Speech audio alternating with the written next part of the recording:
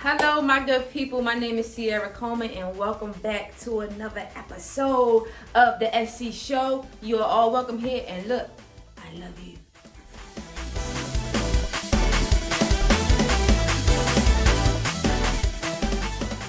This is my ex-husband. Okay, now it's because not every day an ex-wife and an ex-husband can sit down and talk and have good conversation and can be best friends. This is my best friend and my tennis partner. You understand? My basketball partner, everything. I'm talking about this dating app stuff. Is this stuff poisonous? Yes. Why? Because most people are on there because they're bored, not because they're really looking for love. Or they're lonely and just need somebody to talk to. Yeah. Or it's just something for the weekend because you'll talk to them from Friday evening to Sunday evening. Then Monday morning, they're back to their scheduled program. Oh, yeah. So make sure you have the right intentions if you're going to give them the dating app. Yeah, it's a gamble in person or online, but you can feel a vibe better in person. Yeah. See, I agree with that. Yeah. You just can't go, you just have to, I would say, approach the person who seems interested. You, like a guy like me, I don't approach every beautiful woman that I see in public. But if she starts smiling or if I give her a compliment and she smiles or says something back to me, then I go further. But if she does, if just don't approach every woman you see. Have some discipline with yourself. Have discipline. I will make eye contact. Right. And stare. But yeah, you giving them clues though. Okay. Let me ask you something. What type of man do you think I need? Because me and him have been married for 3 long years. You understand? So you know me very well. We've gotten to be good friends after marriage. Because during marriage, I really didn't like you like that. Right. You know what I'm saying? I know you ain't like me, but we loved each other. Right. So yeah, what type of guy? And you can be as honest as you want. Okay. Cause I know you. I mean, not necessarily looks. Y'all don't go off of looks. Right. You just see me date ugly mofos. But I mean, like. Well, I say any man needs to be financially stable. When you met me, I wasn't making a lot. I shouldn't have been dating to begin with. I should have been focused on making my money. Yeah. Of course, I got my own place. Yeah. But you really went through it with me. Come on, man. Got it out the mud. Any man should be financially stable. See, yeah, that's now, right. I'm just focused on myself. And get my credit good, get my money good. So if I ever do get married again, I'm gonna have a palace already for the woman that I need. That's right. And you need a man that already has a palace for you, a man that is financially stable. Gotta be able to buy you food. Cook.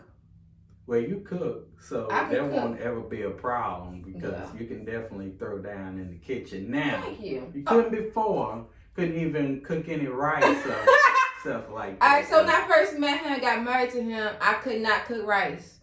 Every time I cooked the rice, y'all, the rice was hard. I don't know, it just never worked out. Right.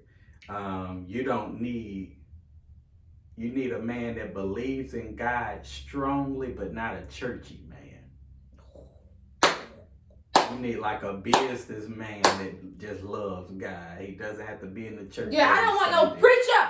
Don't want a preacher. I can preach. I love to preach. I'm called to do, but I don't want to live my life as a first lady in the church, going to church every Sunday, saying the same people in the building every week, listen to the same old, the programs, how everything be. Yeah, I can't do that.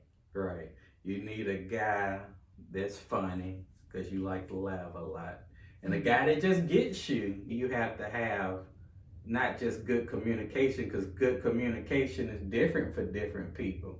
Mm-hmm. Like I've dated people where they could go a whole day without talking to you and then come at the end of the day and talk to you. Some people like to communicate all through the day. Oh, yeah. And then outside of the amount of communication, you got to have comprehension. Mm-hmm. Like, I can talk to you all day, but I might not can comprehend where you're coming from. I know somebody's going to say something about, well, why don't you two just, come back together and stuff, because you said you like this and you like this. But I'm going to be honest, this guy has become like my twin brother. I'm the little brother at the end of the day. Yeah, like, it feel like we got the same parents or something. I don't know. I can't. Let me teach you all something real quick. You're going to meet many good people in life. We met in December. We got married in February. That was not enough time. Oh, yeah, no, it wasn't. If we had the minds that we have now, we would have realized we're better off as friends.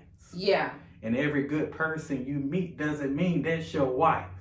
Mm. And just because you get married and you get divorced doesn't mean that God doesn't love you anymore, because some marriages aren't ordained by God. Sometimes we choose our spouse, but we need to allow God time to choose. Mm-hmm. You were still meant to be in my life, but as a friend. That's right. And even now, we both don't have much family that we can depend on, but we can depend on each other. Mm-hmm. I got his back. You play with right. him, you play with when me. I met you, I didn't have money. My spiritual wasn't all together. I still had some internal issues that I had to work on. And you were real skinny. Wasn't my time, and I was real skinny. How much you weigh? 140 pounds. Yo, you was real. But you know what? I didn't look at him based off of what he had. You understand? Because I saw his potential. But you never supposed to murder potential anyway. No. But I saw him and I said, man, he making $9 an hour. But I didn't even care. That leads to another good point. You need a guy for you needs to be where he's in his career and he's operating, and because you like projects. I do like projects. No more projects, please. No more projects. No more projects. You don't need a man that's struggling right now. Still living out of a hut somewhere. Yeah. You don't need someone. Can't pick me up, take me on a date. Now, as a man, we still like women that inspire us. Okay. But not where inspire you to become. Mm-hmm. You inspire us like a helpmate. Yeah. If let's just say I'm working in marketing, and you're very beautiful.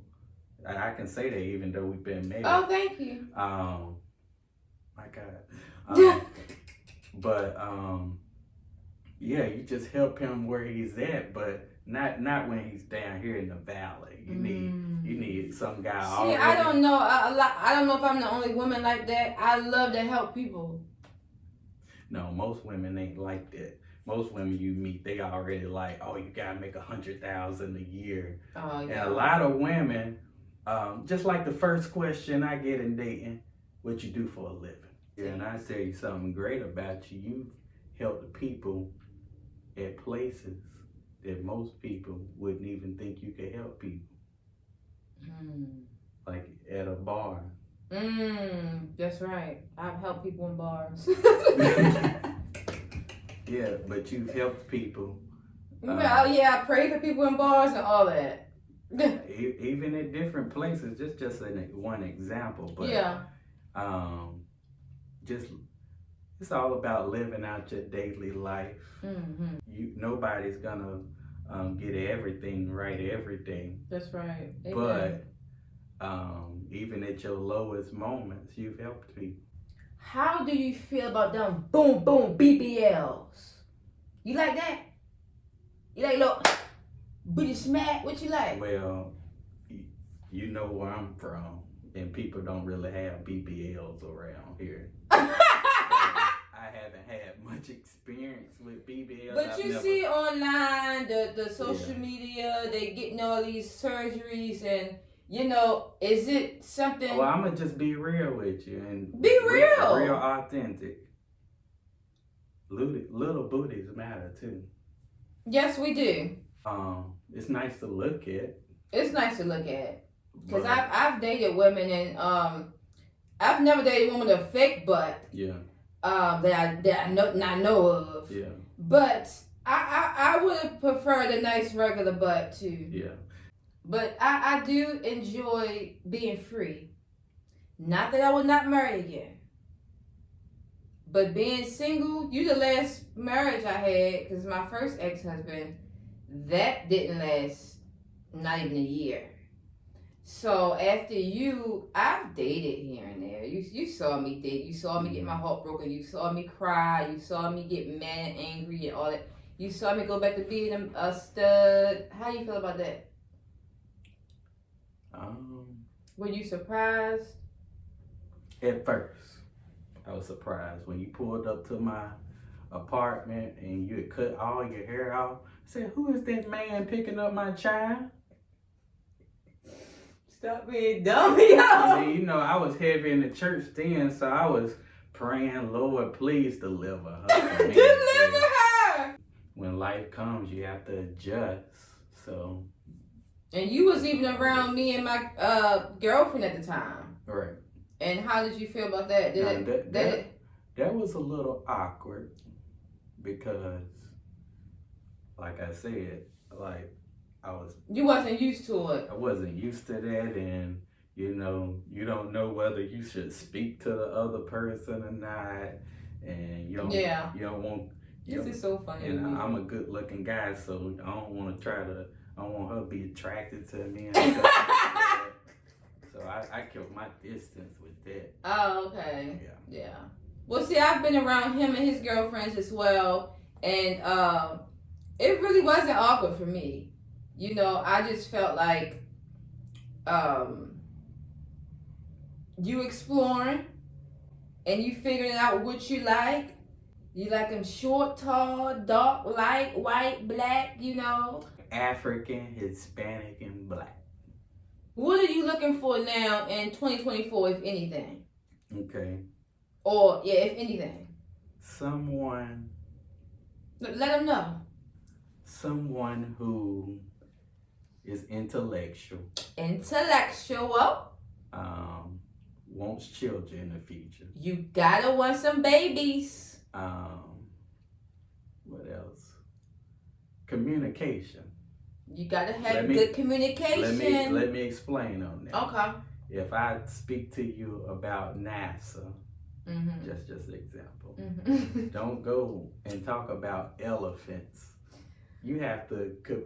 I want you to stay on topic. Stay on topic, and then let's explore what you. Then we can explore that next. But I want to say, how was your day? And then you say, "Man, that's a pink couch." Let's talk about the pink couch. That's hilarious. Okay, That's what I mean. So you want someone that got something in common with you and that can communicate with you. Even if you don't have a to make you feel heard. Acknowledgement. Okay, acknowledgement. Okay. Now go ahead and sing us a song, because this man can sing. And don't be shy now. It's something about you, girl. We're gonna sing together. What song? This is the day that the Lord has made. Okay. You ready? Yeah. This is the day. This is the day. At the end of the day, you work the little that you have so that when you get your increase, you know how to maintain it, how to sustain and handle it. You know how to manage it, right? But you also use the resources that you have. Use your resources. Like the talents in the Bible. The gifts and talents. You don't bury your talents. Hey man, give me some of that. Woo! Give me for real. Come on, for real. Say for real. Oh shoot. Crap. And just so y'all know, we just friends. Yes, we are. We are friends. And I'm very happy that we got to this point. It's been a long journey. My God. In the last 3 years that we've been divorced 3 years. We've been married 3 years and divorced 3 years. And the last 3 years have been excellent. We raise our son. We go out and do things together. People think we together all the time. No, he's looking at that person. I'm looking over there. We come together, talk. Hey, did you see that? Hey, did you get her number? No. Did you get his number? Yep. So guys, thank you for joining us today for another episode of the SC Show, and we shall return.